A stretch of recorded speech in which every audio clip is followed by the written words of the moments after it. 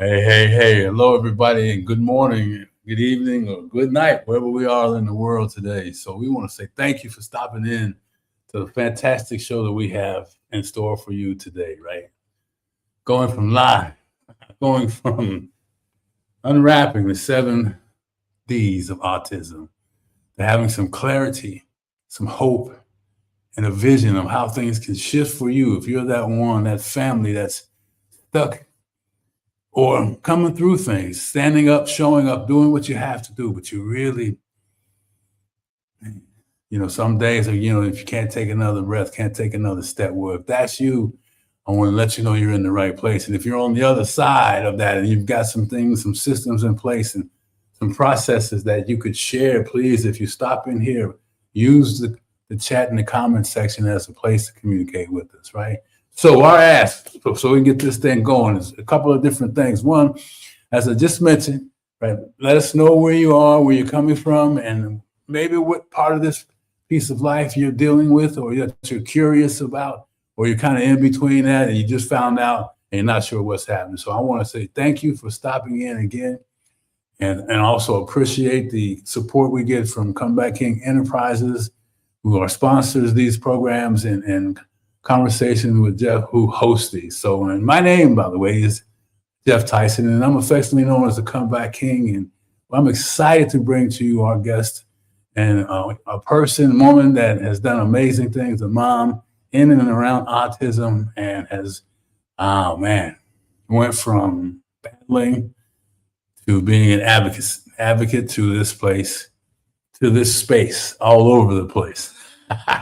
So here's what's going to happen this morning. We're going to ask you to, as I mentioned, when you come in, let us know where you're from. Let us know what this thing means to you. And if you have any questions along the way, let's participate. We want this to be a conversation, right, as well as a process to educate, elevate, and alleviate some of the strain and struggles that you might be dealing with in your family. If whether you're doing it as a couple, whether you're doing it by yourself, or you got a combination and things are just still not getting where you want them to be, you are in the right place. So last thing I want you to do is make sure you contact anybody that you know that needs to be here for the next 40 minutes or so that they too can gain some information that we believe can help reset, refocus, and if you're not, help you get re-engaged with being that parent that you know you want to be.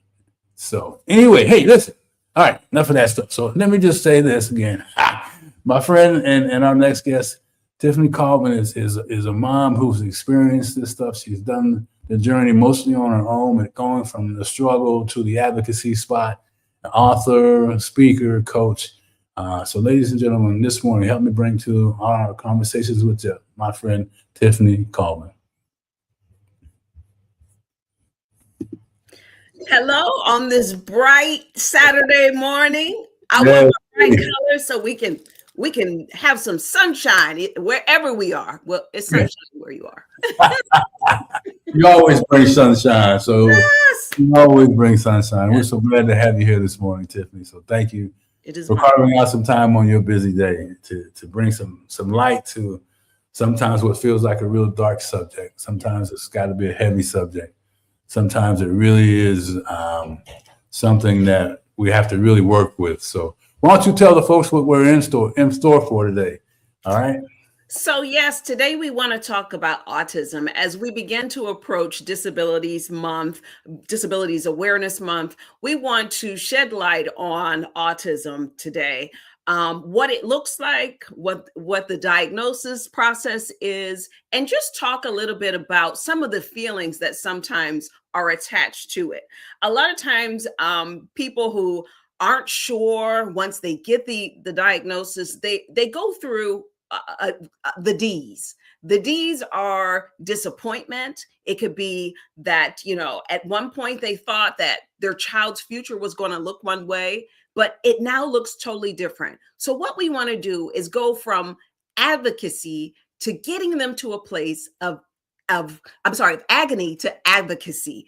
And so we want to make sure that we give the right information. We try to help them understand that they're not the only ones going through it. We all have somebody in our family that has a disability, be it maybe autism, or it could be Down syndrome or ADHD. We just want to make sure that there is a community and a place where they can go to. That is. Uh-oh. So it looks like there's some technical difficulties. But again, we want to make sure that we are there and we are providing information. So today, I just want to touch base with what is autism? What is it? What does it look like? How do I get a diagnosis? If I have a diagnosis, what in the world do I do now? Because I say I was like the spinning plate lady, unsure of what I needed to do. It brings anxiety. It brings fear. It brings, oh my God, am I enough as a parent? But what we have to understand is in this space and in this place, I want to offer to all of us grace.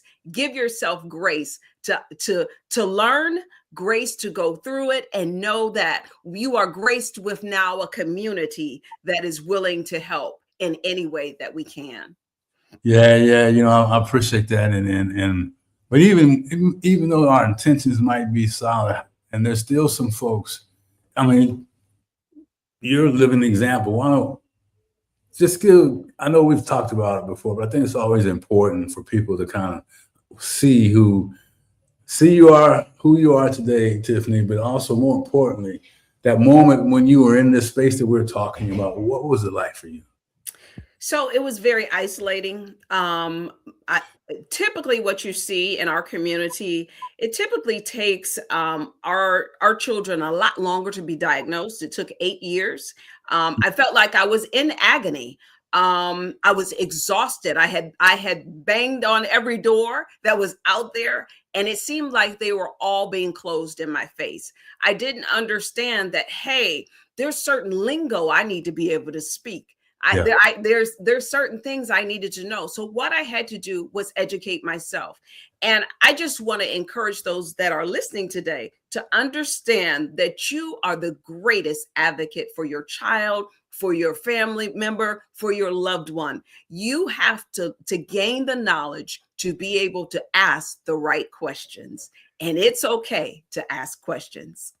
Yeah. You know, I was thinking about why you were talking about couple things. One, oftentimes we already have some level of intimidation that we're dealing with around that, and then we have the agony and all the other emotions that are going on. So what would be like? What's one like if they don't do anything else in terms of beginning that journey, starting to see themselves as that advocate, getting beyond the limitations that are evident but not true, right? You talked about that. What that person that says, yeah, that's good for you, but I still don't hear you. I ain't feeling you. Sure. As you walk through each day, you have to walk with determination. And determination is sometimes just enough to get through that day. And I always think about in the Bible, it talks about, you know, God gives us our daily bread.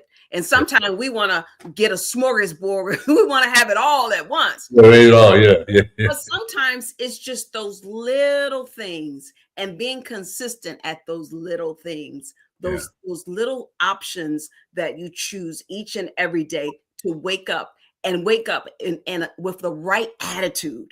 Because sometimes we get a nasty stinking thinking and we feel like, well, God, why did you burden me with this? Because sometimes it feels like a burden. Let's just be honest.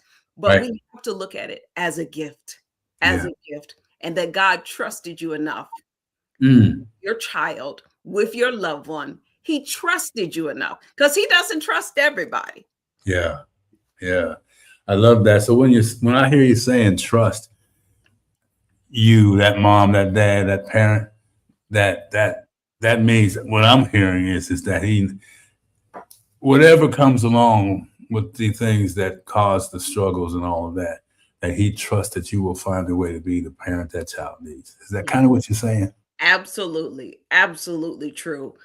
Sometimes we don't know what's in us until we have these gifts given to us. And Mm. I thank God every day for the challenges that I went through with my sons. It took 8 years of fighting. I say fighting. I sometimes we want to use the nice word advocating, but I was fighting to get services. I was fighting, and not only was I fighting for them, I was fighting my own fight internally, my own illness. And here I was as a caregiver to my parent, and so I was bogged down. I was like, Lord, don't give me something else, because I feel like a pack mule. But the thing is this: He puts weights on those that can support it. And so we have to understand that this is just part of the journey. And throughout the journey, we're going to have to stop. Sometimes we have to rest. Sometimes we have to go find somebody else to help us carry the load, but don't stop. Be determined and understand that you are graced for this. No, I love that, all that stuff around encouraging words, and you're built supportively to carry the weight, all those things, and you're doing that because that, and I appreciate your honesty and candidness. Yes. Like, at the end of the day, we can talk about how much we love our children and how much we have the strength and all of that, but we're also human too. That's right. And so it's okay to say, dang, Right. think about bolting if you need to think about it, but you don't have to do it. Think about screaming if you want to scream, if you don't have to do it, right? I mean, that's okay. Yes. To do that. I think it's just necessary, man. And it's a human process, right? And like you're saying, be supportive. So I don't want to get you off track. I got you moving all over the place. I know you have the term so you started talking about some at the beginning, so that if you'd like, you can go back to what you were saying, and I'll kind of just be quiet. Yeah. So part of, we're talking about the D's of autism. Sometimes you feel like you feel depressed. You feel like, okay, I've got this diagnosis. What am I going to do with it? I've got some information. I've gathered something off of Google. I've done all these things, but you go through a weightiness, a period where you feel like, what am I going to do? So that's one of those D's. You have a lot of times in relationships, as we look at marriages, what happens is they tend to fall apart because of division. When one parent wants to go and find therapies, there may be another one that is in denial, that says, you know what? I don't believe what these people are saying. My uncle didn't talk till he was 2, but it's okay. This too shall pass. No, we have to be determined and understanding. A lot of times, if you are feeling something inside and you know that there's something wrong, your intuition is correct. God gives us that gift. And so we cannot diminish that. We cannot diminish the fact that we know what is wrong. We are our child, our loved one's greatest caregiver and advocate. So don't diminish. Yeah, that's really, I love that, because people, I keep saying we're already we feel against the wall anyway, somewhat limited with just the exposure and who we're talking to, and the whole medical posture, and they can't be challenged and they can't be wrong. So I love that. So, when you say intuition, I hear you say, trust your gut. That's right. Yeah. Then trust your gut, and that inner voice, which is the spirit we all walk and carry, is the one saying, hey, hello. Yeah. If it doesn't smell right, it probably doesn't smell right for a reason. That's right. It doesn't feel right. Yeah. So I mean, really, really encouraging words today, this morning so far. So, and I know we've got a series of D's, just to kind of reset the day. A series of D's, and you won't get to all of them. So if you want to hang around determination a little bit more, or you want to go back to where you were moving? So let me first start the structure. What first we see is a lot of times denial. We see parents that, they really just don't know where to go, or maybe they do see things, but they're just like, you know what, they'll grow out of it. It is so important to allow yourself a moment to sit there, but don't stay there. That's what we don't want you to do. So Yeah. what we want you to do is think about the next part. The next D is diagnosis. Diagnosis is so important. It's not just good enough to walk around and say, well, I think they've got this. No, you need to get a diagnosis. And a lot of times in our communities, we don't want the label. But Yeah. the thing is this, if you had a child that had a bad tooth, you would take them to the dentist. So we have to get out of that mindset that, hey, I don't want anyone to know. It is so important for diagnosis, not just for autism, but we see in the African American community, a lot of times there are comorbid or coinciding diagnosis. So let's say your child has autism. They may also be predisposed to diseases like epilepsy. They may be predisposed to, especially in multiples, Fragile X syndrome. There's some heart-related issues that come with some of the diagnoses. So we want to make sure that we don't just limit and say, hey, well, I know they've got autism. Get a good specialist. Have multiple practitioners. These are all part of the toolkit to help you, part of the community to help you. And then the next part is decision making. You need someone other than just yourself on your side. And if that is contacting one of us, if that is finding your Autism Speaks community, finding a support group, a church group, any of those people that can come walk alongside you and help you through this journey. Yeah. Yeah. I want to thank you. I want to back you up for just a second for around the communities that still struggle with the pride and the refusal to go beyond their own personal feelings to get the right help. Mhm. Right. I mean, it's happened. I mean, it happens whether someone's sick and we don't know about it until they're gone. So it's always, keep all that stuff behind the clothes. What goes up beyond our doors stays behind our doors mentality. So what would be if they were going to kind of do something? Did you already name, or could you name a place that is easy accessible for them to Sure. do? Sure. We used to have phone books, so it said let your fingers do the talking. Well, you do the walking. So now we have the internet. Yeah. Search. Do a blanket search on autism. There's Autism Speaks. There are Facebook groups. There are specific Facebook groups for certain communities of color, certain find your heritage. Google it. Find out what is available. There are support groups. Sometimes we think, well, my child has autism. Easter seals. There are some Down syndrome communities because, again, you have co-occurring diagnosis. So think outside of the box. Don't just say, well, I'm just going to stay in the autism group. No, it's a grand sphere. And so we want to find community wherever we can. Yeah, I love the word you just said, grand sphere. And my wife and I were just talking last night about there's never a reason for you not to know something. That's right. She was very polite, y'all, about going to do it. I'm saying stop whining, grab your phone, stop playing with TikTok, and do some research and stand in that space. So, I mean, that's my side. Don't look at Tiffany that way. I said it. And that is so true.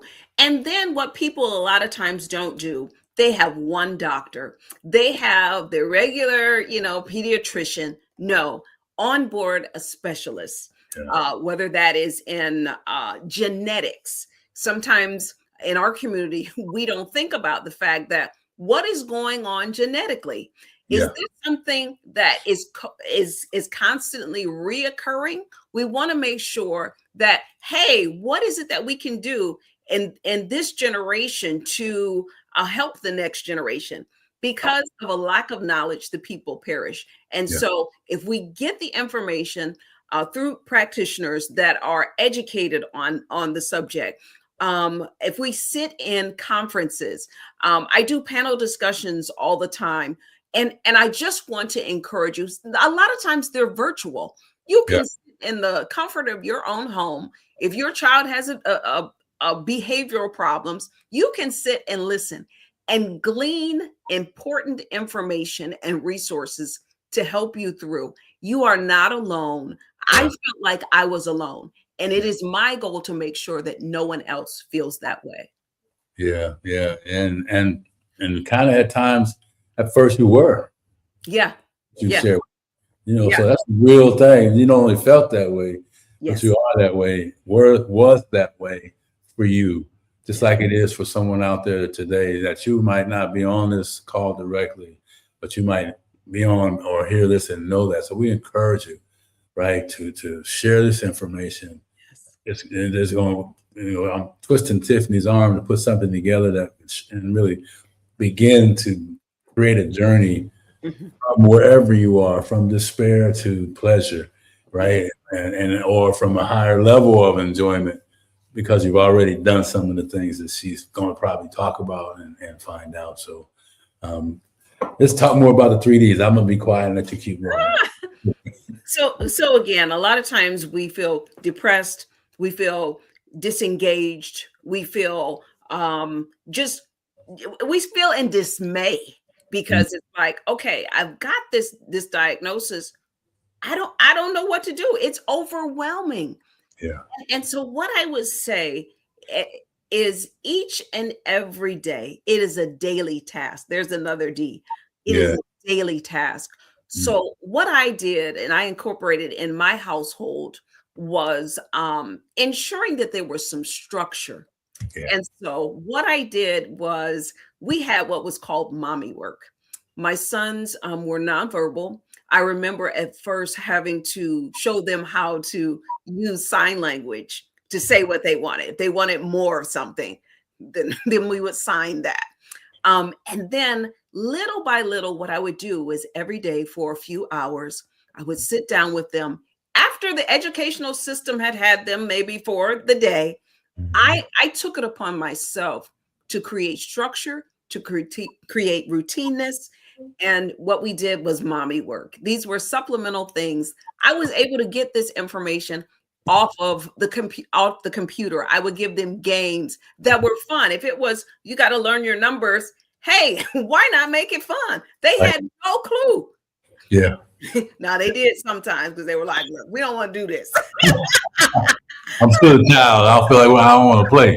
That's right. Something as simple as a game of Connect Four, teaching them their numbers, their colors. It's something fun. You know, they have adaptive Connect Four where there's balls and they get to throw them in and make sure. And so make it fun. Don't make it feel like, oh my God, it's burdensome. Look at it as quality time that's being invested with you and your child that also teaches them the social skills. You know, make them sit down, have them learn how to take turns, because what we see in children with autism is you have a lot of organizational issues, you have a lot of executive functioning deficiencies, and so and social cueing is very difficult for them. So do it in-house. Create a chore wall so that they can, okay, you got to do one thing, even if they're little guys, make sure that they can go get the mail every day. And that's their job. Make them feel important so that they don't feel diminished, because when they're out in the world, a lot of times people are already telling them who they are and who they're not going to be. But when they're in your home, make sure that they feel like they're a vital part of your family, and that you are happy to have them and utilize whatever gifts that they have. Wow. Woo. I mean, I'm just social cueing, chore wall, creating tasks to elevate their confidence. And you don't have to have a medical degree to do what we're talking about here. No. You don't have to have a big bank account. No. talking about. So again, guys, you're the excuse smasher. That's right. So it's really about doing some other things that we'll probably talk about. And maybe now is the time for, you're talking about all these other things, but what about that parent who is like, I'm about to go. I don't care what you're saying. If that parent hears this message, before they do, what can you share? I just want to say that I've been there, done that, got the t-shirt, still going through it. So every day I just say, I wake up and I say, you know what, Lord, guide my footsteps. And I remember that I've got to make it through today. And some days that's all you can make it through is today. It's not looking down the line, although we a lot of times have anxieties because of that, because we don't know what the future is going to hold. But I can assure you, if you just take it day by day and look and find a goal for that day, sometimes the goal is just getting up and them sitting down for a moment. Just make it something small. You don't have to do hours and hours. Start with 5 minutes. Get a timer. Start with 5 minutes. Say, you know what? We're going to sit here for 5 minutes and we're going to read for 5 minutes. Yeah. If your child's not verbal, one thing I share with people, a strategy is if they watch TV, turn on the captions. Because as they see the words going, they hear the sounds, it's being processed. And so if they watch TV, great. Let them put the captions on. Yeah. Yes. Yeah. I see that because I haven't done a lot of scientific studies, but what I've seen with the acute level of higher level intelligence that the children possess, right? That we don't necessarily even pay attention to, helps them, right? So I could see the captions being something that's like, ooh, learn this, and they so they are capable of doing things, man. It's just finding the right lane to do that, and for the parent that's still there, that it's really. I mean, I don't know. I do know why I'm talking, and I'm going to ask you some more around the parent that's still, just struggling and it's hard and to deal with. I see them out in public, and that parent is just like you can just see the devastation. He's carrying that he or she's carrying that with them, worn out. Yes. And I'm like, man, I get it. Yes. I mean, I get it. And so you coming here and sharing your story and doing that stuff that you've done throughout your life with your sons is powerful. Yes. So, yes. And I didn't have a lot of money. In fact, that's what started me doing the therapy. I say my own mommy therapies at home. It was because it was outrageous, the cost for occupational therapy, speech therapy. So, and a lot of times you're on waiting lists for years. So you may get a diagnosis, but in the meantime, in between time, you want to make sure that they're in the therapeutic settings.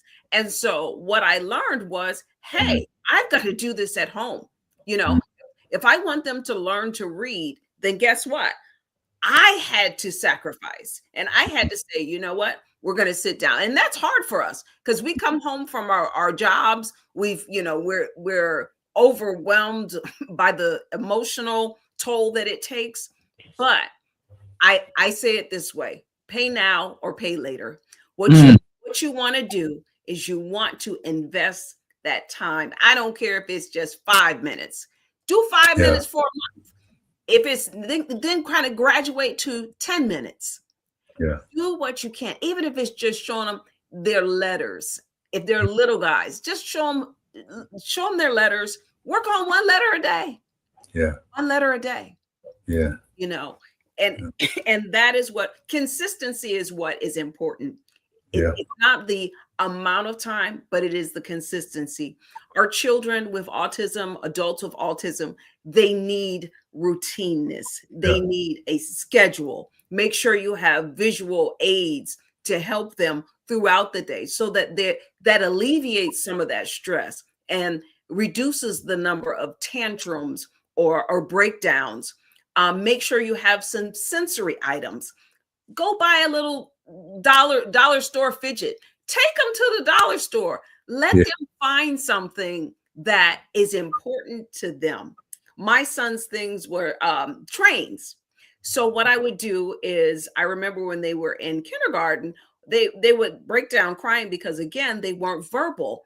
And what I didn't want is someone to label them something they were not. Yeah. What it was that they didn't have the ability to verbalize what their needs were. So they would just cry. They weren't violent. They weren't doing anything crazy. They just, that was what they did. And so what I did is I asked the teacher, I said, well, he loves the train. So that reminds him of home. So I got permission to have a train on his desk so that would remind him that he was at home.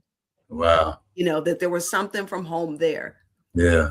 So there's so many things that you can do that are not high cost involved.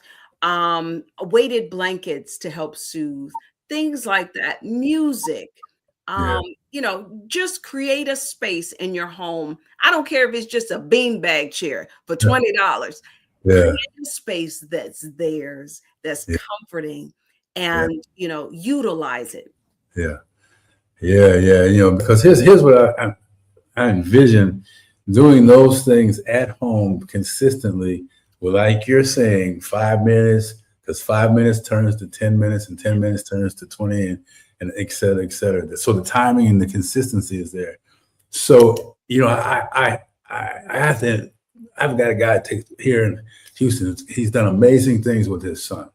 Mm-hmm.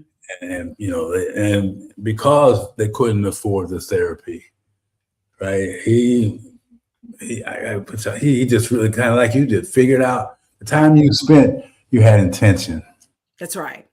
Right. I mean, there was a plan and you wanted, and I wrote down, I communicate.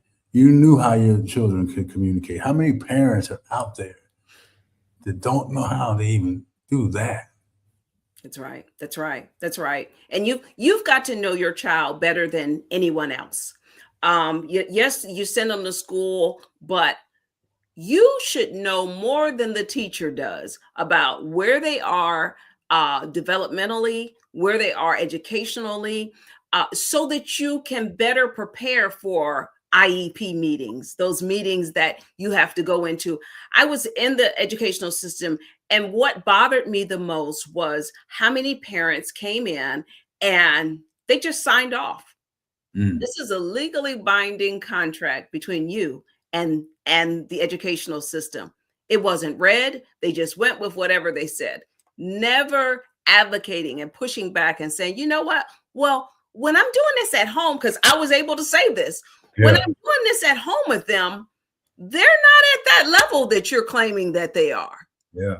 So how do you now, that gives you the leverage to be able to say, well, you know what? You're saying they don't need this service, but what I'm seeing at home, and then making sure you have that practitioner that's also has some assessments to back with the data that says, you know what?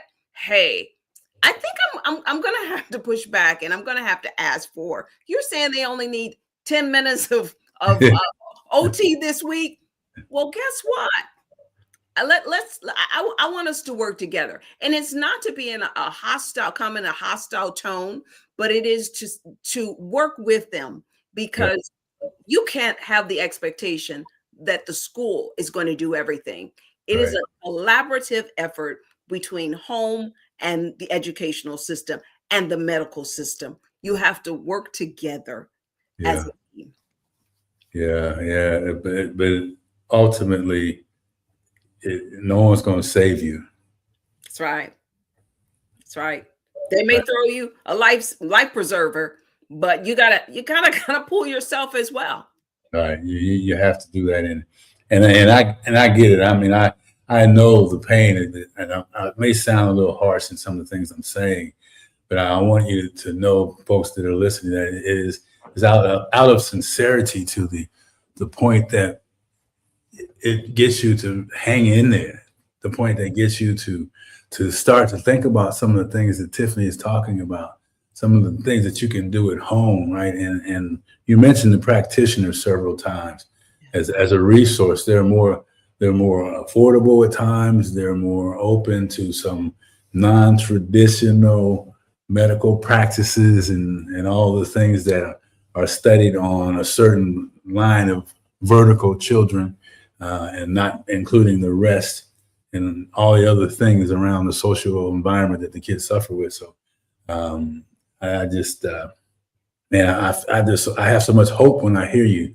talking about this for this situation for children, kids out there and parents out there, right? And Yes. doing that. So now we're moving through. You mentioned determination, dismay, and the disability destinies, and so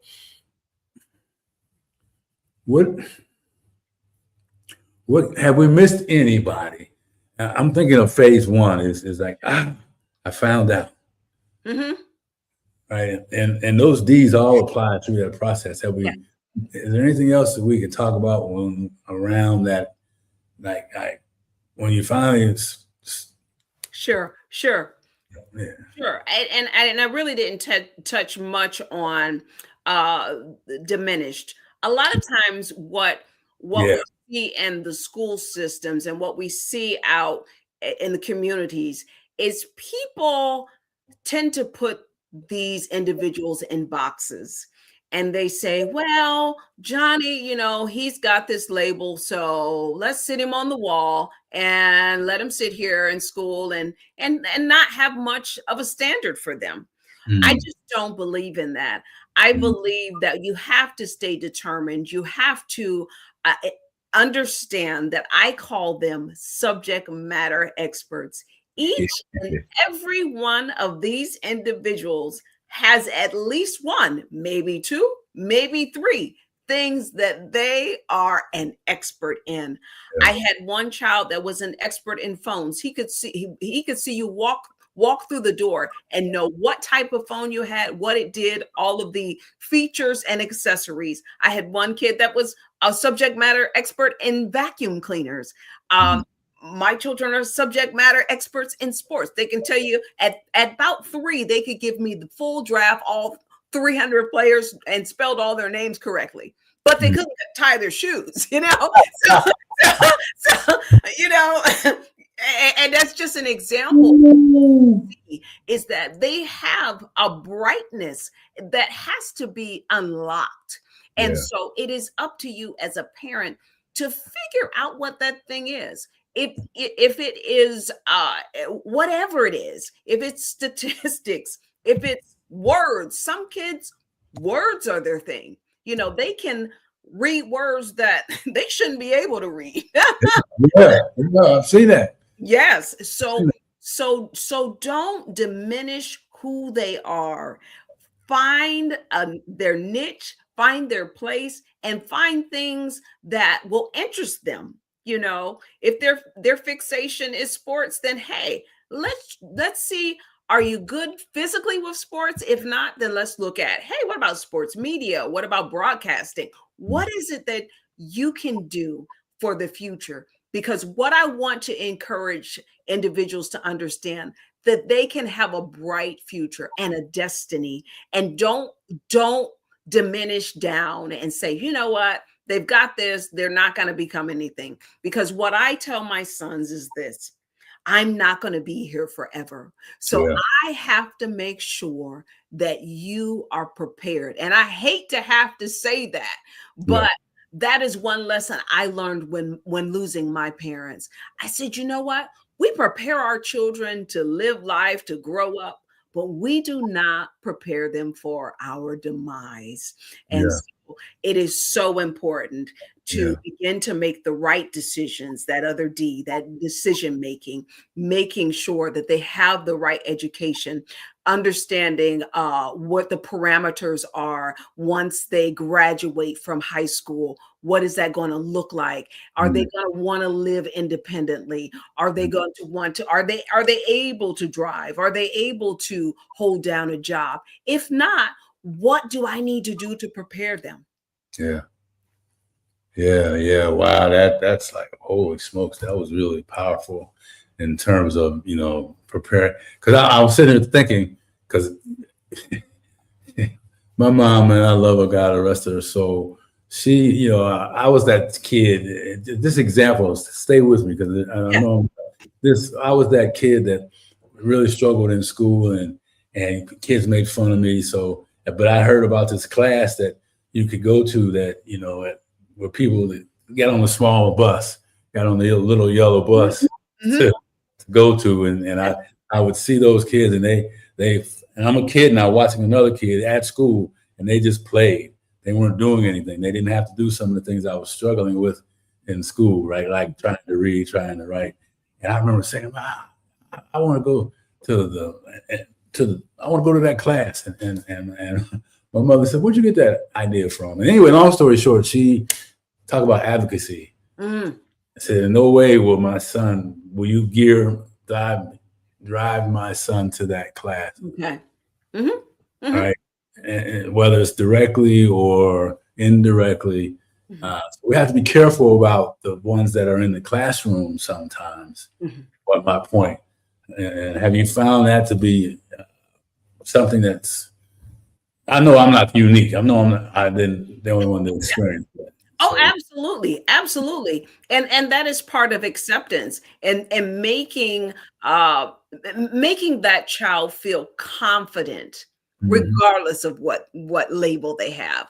Because I say it this way, sometimes, and I try to tell parents this, sometimes you need the label to get the resources, the things that you need, and look at it in terms of that. Don't look at it as a label that's stamped on their forehead that says, you're not going to do anything. It's like the scarlet letter, it's not that. It is understanding that they may learn totally differently. That's it. It may take them more time, but they can learn. Don't diminish them. Don't say, oh, you know what? I'm not even going to try. Try each and every day. Try one thing, something. And maybe you're going to have to do that one thing for a month until they get it. And a lot of times they have memory recall issues. You might have to do it again and again and again. And again, yes. I tell you, I have a friend that had a son that was nonverbal. And I said, hey, this is what you need to do. And he was like, oh, whatever. Because they're like, okay, But he would line all of his ABCs up. Like every time, if he went to a store, he wanted this pack of the magnet ABCs. So he had the little structure there. I knew that was his fixation. Yeah. I said, hey, get him some therapies, try these things. And lo and behold, this young man started talking. It was going to the store, and he saw something he liked, and he said, Dad. And so it may seem like it's not going to happen, but sometimes it's just something has to be unlocked in them. Yeah.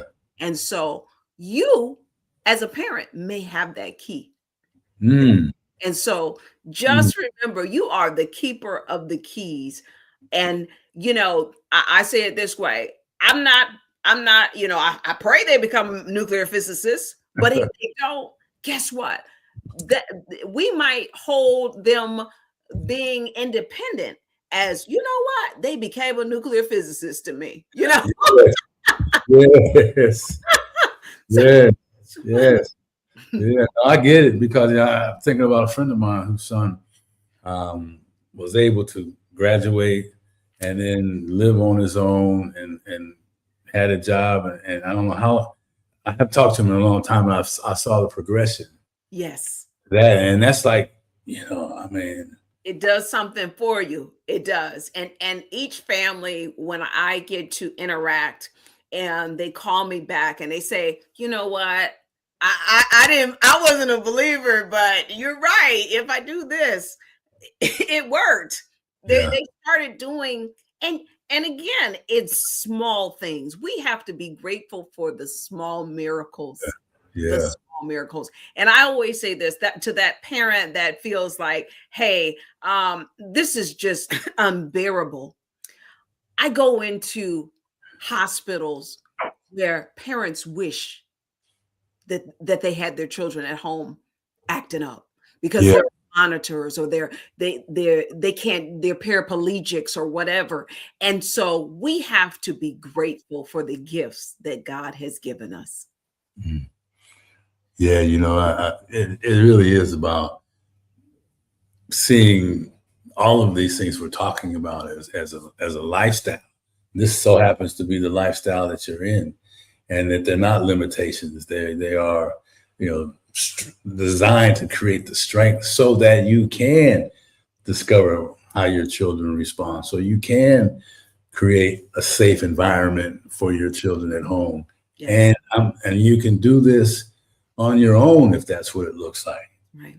I love what you just said, and the gentleman I was thinking, Hugo, my friend, he just did it. I mean, what I'm hearing you say, I mean, that's what when he was talking to me, he said, man, the doctor said this or they said that, but I did something different at home, and I was consistent about it. I made it fun around that, and it's proven that when our body is excited and we're fun and we're having fun, we learn better, we retain it better. Right. So all those things fit into who we become, but it still takes that parent to do that. And we have to remember, as parents, we're their first teachers. Don't be dependent on the educational system. Work with them. I love, and I'm encouraged when I go into, their classroom or whatever, and the teachers are like, "Oh, you actually work with your kids." They're like surprised, like, "Oh my God!" I'm like, "Doesn't everyone else?" But it's so important, and because you want them to become the most independent, the most able-bodied individual that they can become. Yeah. And again, I just always think of that day when I am no longer here. And I think, and that's a burden that from the beginning of a diagnosis to the day you probably take your last breath as parents is what will it look like. But what I say is this, I want to prepare them. Yeah. Prepare them. You are doing them a disservice by not doing that. And to that point, look, I have not had that type of level of challenge in raising children, but I've had challenges, and so I'll say this to, like I said to myself, hey, like you said, Tiffany, if nothing else, hold on to the responsibility of making sure that when you are no longer there, that they are capable to exist. Yes. Right. Make that the goal. Make that the reason. Right. And man, I get goosebumps when I think about how powerful that vision could be. Like for parents that are, all right, I got to get myself out of the way. I got to, this is our situation. Right. So what? I don't have to have a lot of money. I don't have to have scientists. I can, there's some resources out there available. I have to just stop whining. That's right. And I had to do that. You give yourself the grace to be in that moment and have your moments, because you're going to have your moments. You're going to have moments that you cry. You're going to have moments that you are like, I cannot handle this anymore. You are going to have those moments. Let me not sugarcoat this. You are going to have those moments, but allow yourself those moments. There was sometimes the only place I could go was go into the bathroom and have a moment for myself. Yeah. Okay? I used to love to go to the grocery store because, well, they wouldn't go to the grocery store with me, but I would just walk up and down the aisles because that was my only free time. But But it is so important that you see it as an investment. Yeah. You are investing in the greatest, with the item, the person with the greatest return. The greatest return is going to be to see your child even just learn something new. It brings a joy like nothing else. It doesn't matter how much money, it doesn't matter about any of those things. And I always say this verse of the Bible that says, what does it profit a man to gain the whole world and lose his own soul? And so No. I say it this way: what was it going to profit me? I had, a great career, all these things. If my children couldn't read and write, how was I going to feel as a parent? And so I'm not telling you you've got to have a bunch of money. I'm telling you you've got to have a heart to do it, and you've got to be consistent, and you've got to be determined and know that you can do it. And we will give you resources. We will stand alongside you. I thank you for the Comeback King, because he really wants you to come back from the depression of it, the agony of it. He wants you to understand that you can do this, and we will stand alongside you and help you usher your child into the next greatest season of their life. Yeah. Wow. That's beautifully said. I mean, that's usher them to the next season. Yes. And find this. I was just going to say something. Where do you escape? And you said it, you finding a space to escape, right? I mean, that's and reset and recharge, refocus, whatever that R word is for you that day. And I thank you for your words, Tiffany, what you just said. And it's true. And I'm sitting here thinking, people may wonder, well, Geoff, what's in there for you? I was that kid without autism, and I got picked, and I see it. I see the cruelty, right? I mean, I see it, and I see how even the parents lose it on the children. And I'm like, man, no. Yes. There are people like Tiffany out here on this planet that are saying, hey, this is what I've discovered in my journey. Hey, here are the things that you can do on your own. Yeah. Oh, by the way, if you need more resources above and beyond my reach, I have access to those things. And yes, I want to be a part of your life. And all things equal, that there's opportunities to really grow in some of the things that you're doing. So I know we talked, and I kind of wind it down, because this has been a great conversation, and I really appreciate you just showing up as always, and you're in your lane, man. You're in this zone. And so this week, and you and I talked about that. So are we able to kind of commit to showing up and maybe diving deep into some of the D's and some of the other things over the next? Can I get you to say yes to that? I'll put you on the Absolutely, because I would say I was ushered into this purpose. Sometimes the pain that we go through creates our purpose. I never thought I would be in this space. 20 years ago, I had worked in some special education arenas, and did I think God would allow me to have children that now I had to utilize these skills? But God, he plays jokes on us sometimes, but the thing is everything is inside you that you're going to need. And the things that aren't there, guess what? We want to create a village that you can go to, that you can say, you know what? Today is not a good day. And we have those days, and feel like you can be vulnerable, you can be transparent, because I've been through it, done it, got the t-shirt, still going through it. Still doing them 5 minutes, still doing shut the door, crying sometimes, and praying a lot.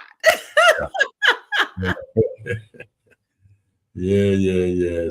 So hey, well, listen, thank you for committing to that, and we're looking forward to that stuff. How do you want to leave today's message? Because most people will hear the recording and some will have questions. How do you want to kind of wrap it up in the next couple of minutes?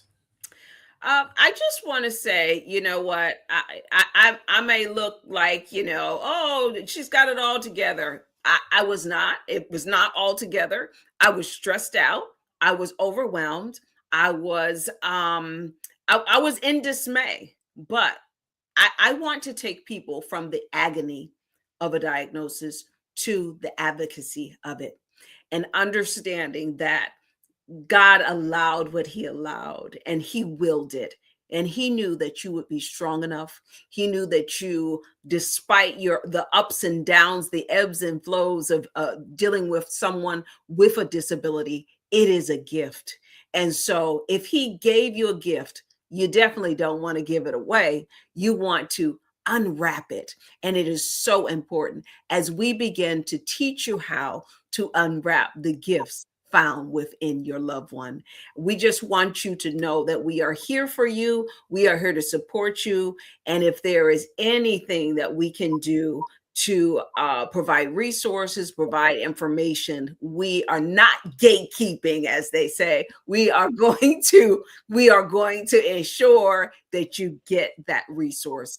If I don't know it, I'll say I don't know, but I will research it and I will find someone that can help you. Yeah, that's awesome. Tiffany, and how do folks, I always like to ask you, how do folks get a hold of you? I know they're going to see you all week, the next week, but how do they get a hold of you in that?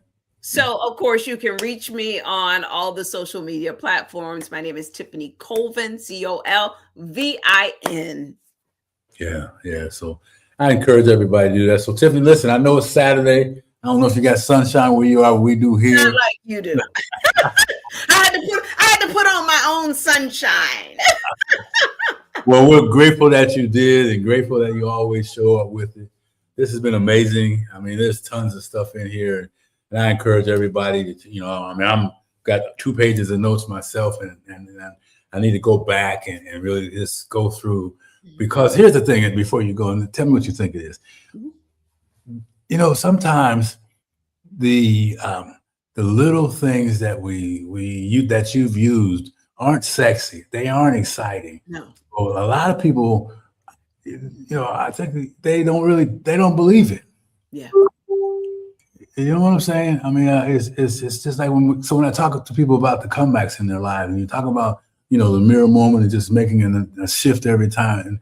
And it's not sexy. It's not, it's some great thing to do, but it works. I mean, all the things that you wrote down, I mean, they're just, man. They're practical. From the rich to the poor, you can go to the dollar store. They have cursive writing. They have pads. They have things that you can get. You don't have to go to, a major industry and get this stuff. It's something that everyone can do in every step of life, every season of life. We can give you strategies and tools to help you through. It's just like being a carpenter or being a masonry person. You got to have the tools. Yeah. So you don't have any tools in your toolbox and you're trying to build a house. Good luck. Good luck. So we want to help you build your house, build structure, build routineness that will help you long term. Because I say it this way: pay now or pay later. So if you don't want to invest in a couple of hours today, now you've got a child who's now bigger than you and stronger than you. And, you haven't tried to at least engage them so that they're in a point that they can learn to sit for a minute. I don't care if it's just a minute. Yeah. That's a victory. And that's what we're shooting for. Victories. Yeah. Victories. And I'll just add to it too, that you are really the foundation. That's right. Of rock and not of sand. That's right. That everything can be built on, because it's been demonstrated in your own life and it's supported by those that have the other resources that we may not have directly. Right. So I'm not going to ask you anything else. Thank you. Well, I just want to applaud you, because within our communities, a lot of times we don't hear a lot of things. And again, I say, because of a lack of knowledge, people perish. And so I commend you for creating the space and place. And as an African American man, because we need to see that more. You know, a lot of times we'll see African American female, but to be spearheaded by yourself is just, we are so grateful, and I commend you for that. Well, thank you. Folks like you out there make it easy. But thank you very much. I am going to let you go. Can't wait to see you on Monday. Yes. Fantastic job. Thank you so much. Bye-bye.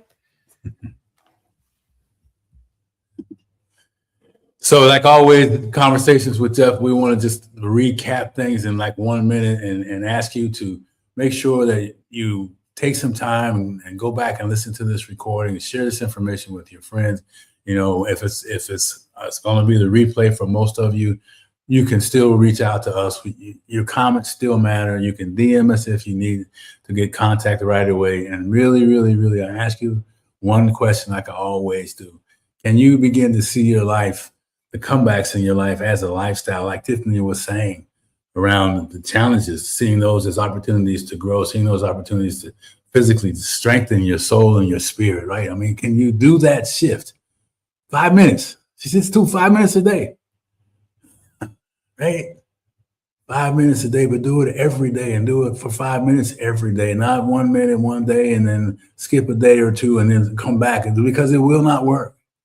But she said it, 5 minutes consistently leads to children being able to speak, leads to this having a safe place for her children. I mean, so many great things. Anyway, be on the lookout. We're kicking this thing off on Monday, and we're going to deep dive on each subject through the week. So we don't have a date time set up. So make sure you're there. Pay attention to what's going to be posted. Thank everybody that's going to watch the replay, and for those that stopped in. I want to thank my guest again and my friend Tiffany Colvin for laying out a real simple roadmap on a lot of different things that you can pick from to shift your position in your life. So remember this, your comeback now, not later, and let's rise together. Comeback King saying thank you very much for this opportunity, and thank Comeback King Enterprises for all their support, and we'll see you in the next episode.